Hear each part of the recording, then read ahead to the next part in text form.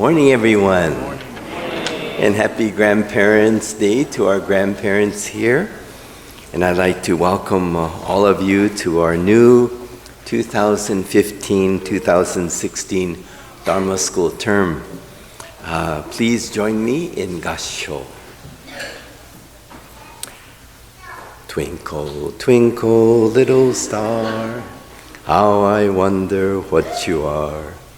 Up above the world so high, like a diamond in the sky.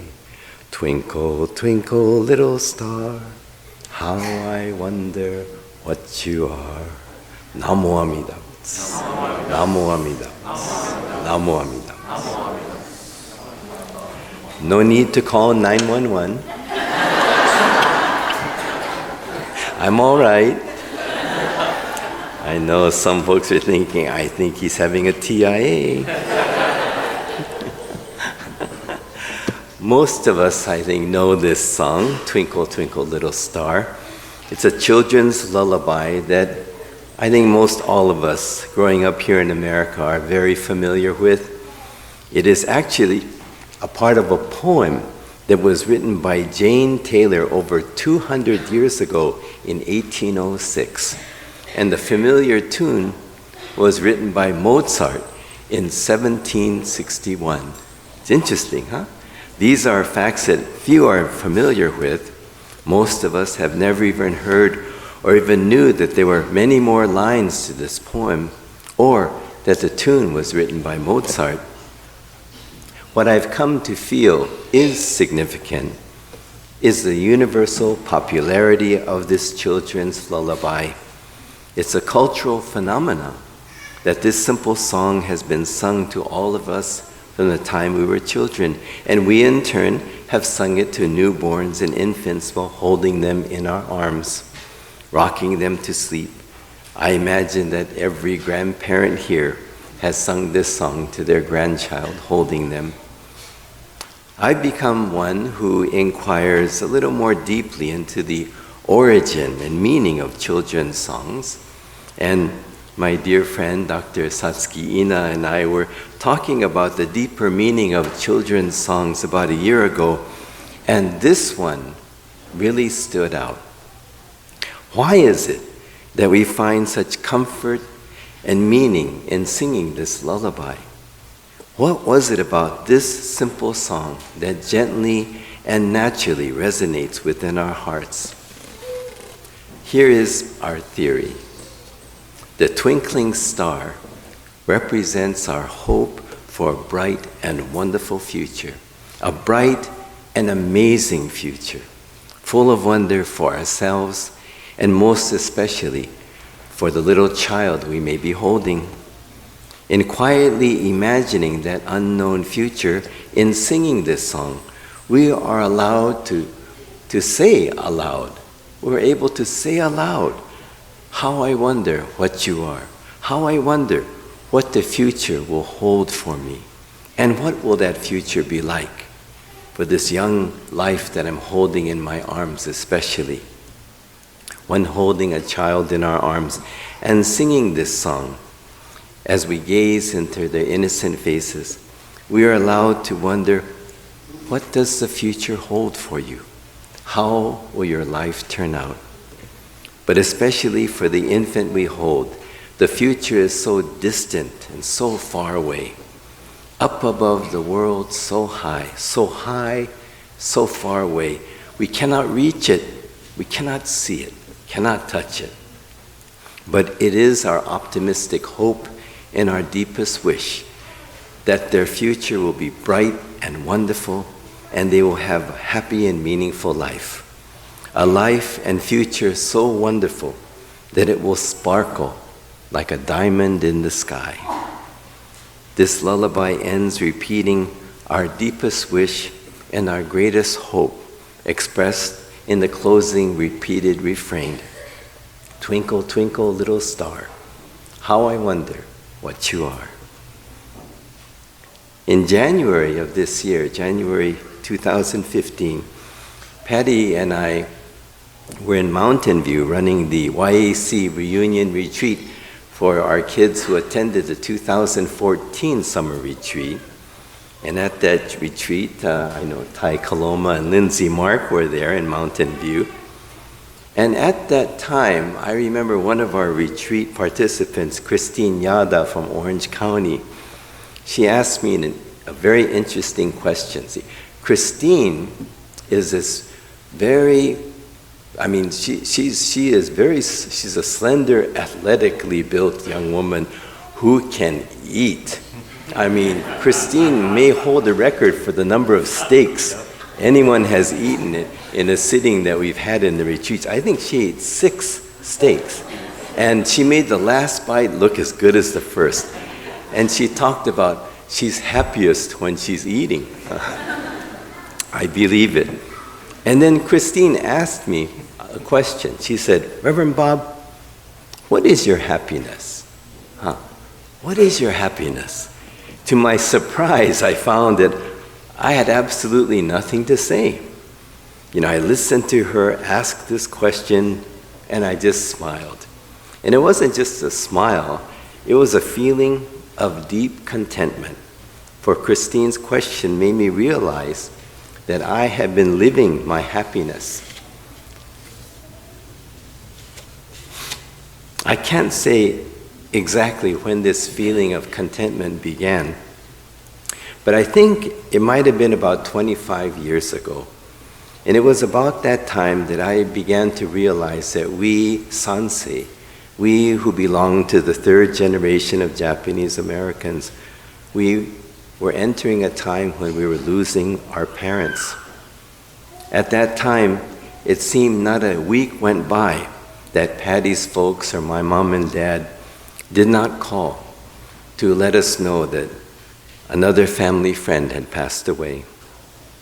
I found a sudden need at that time to visit my dad. And, I remember calling him and telling him, Dad, I'm going to be coming into town on my next day off. And, I think within each family, there's a quiet awareness of whose life is most fragile.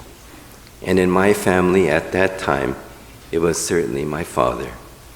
I've shared this story with some of you before, but I remember calling my dad, not knowing why I felt this need to see and to be with him.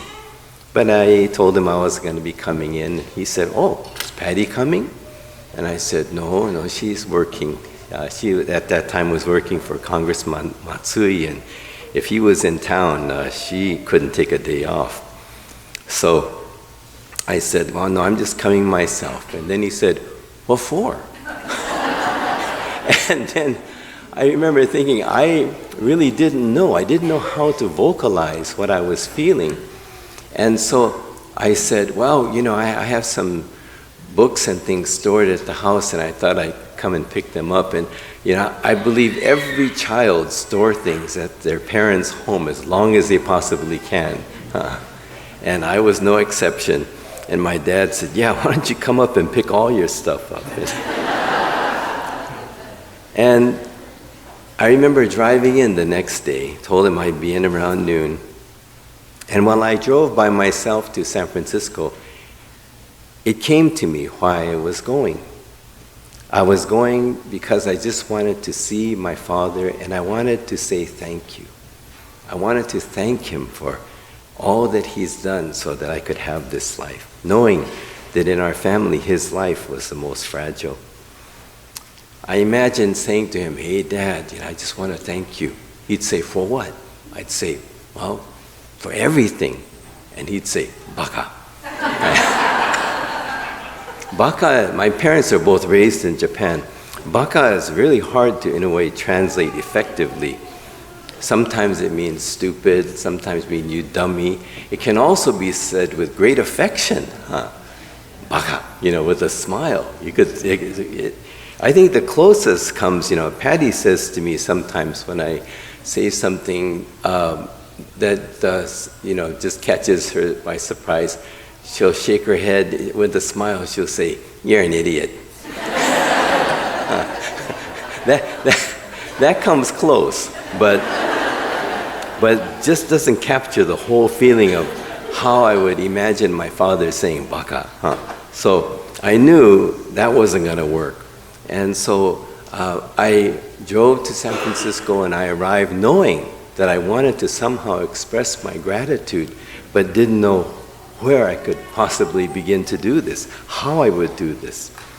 Well, long story short, as the afternoon went on and we spent time together and I found books and things I wanted to bring back, it suddenly occurred to me as we were drinking tea in the kitchen, something about the kitchen, very conducive to heart-to-heart talks, around tea, around food.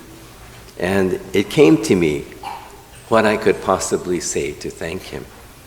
And I said to him, Dad, of the 4 kids you raised, I was the easiest, and I know this isn't true. I know this isn't true. And he looked at me and he said, you, about 3 or 4 times with long pauses in between. It's as if in each pause he was imagining something I had done to cause him great worry and concern. So the conversation was like this. Dad, of the 4 kids you've raised, I was the easiest, And he said, you.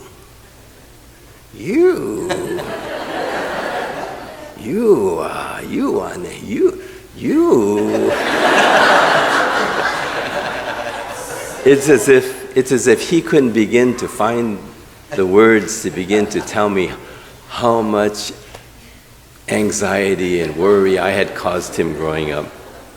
And then in the middle of one of these moments of his deep reflection on raising me, I changed the subject.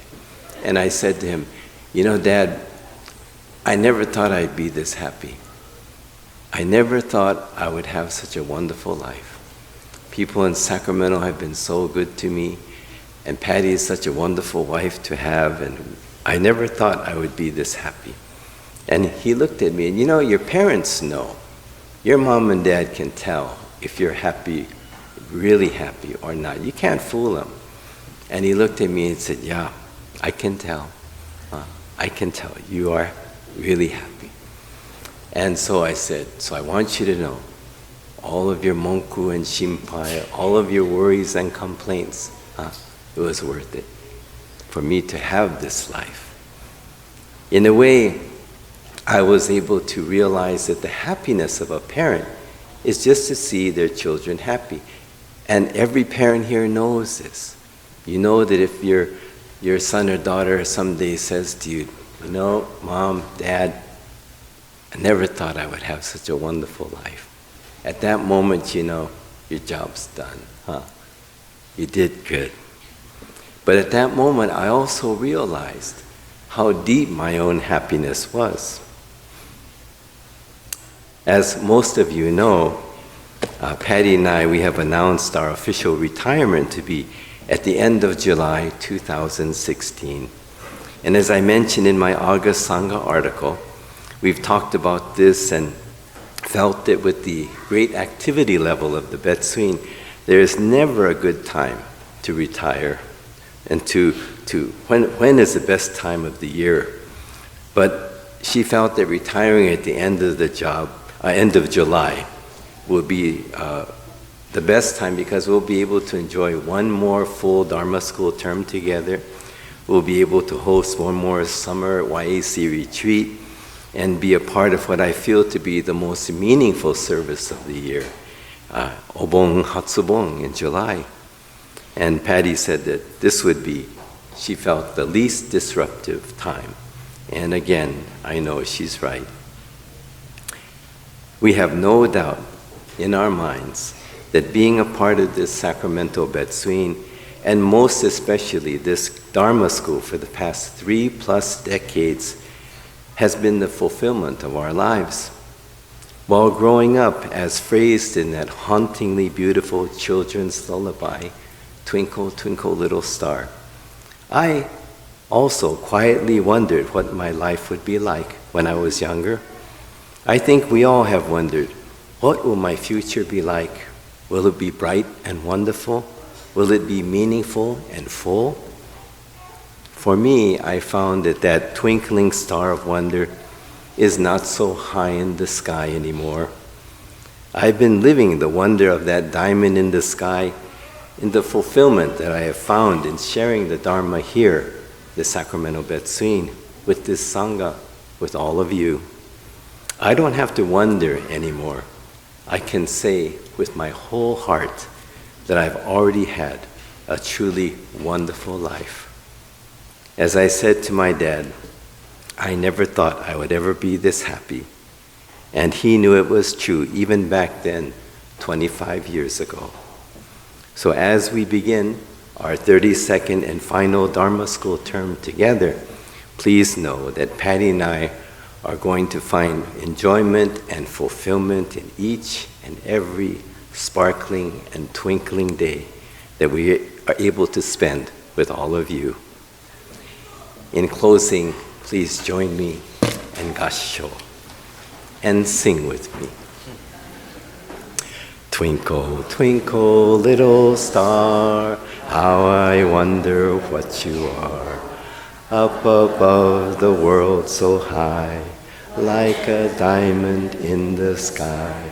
Twinkle, twinkle, little star, how I wonder what you are. Namo Amida. Namo Amida. Namo Amida. Namanda.